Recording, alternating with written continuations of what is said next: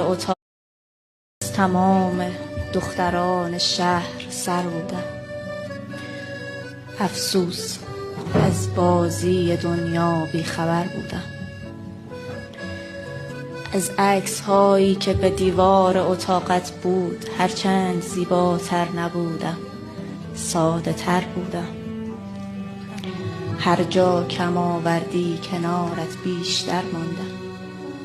با این که زن بودم ولی مرد خطر بودم.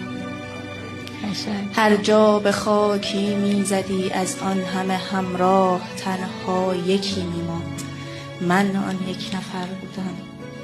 هر جا یکی کم بود کاسه کوزه هایت را روی سر او بشکنی آن دور و بر بودم.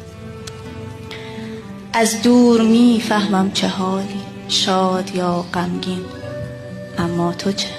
دیروز فهمیدی پکر بودم.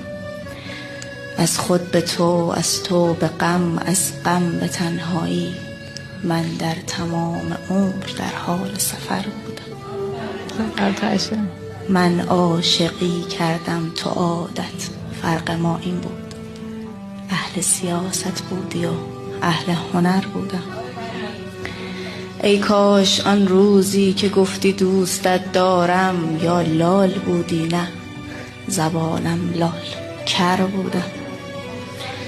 گفتی اگر تو جای من بودی چه می کردی؟ ترکت نمی کردم عزیزم.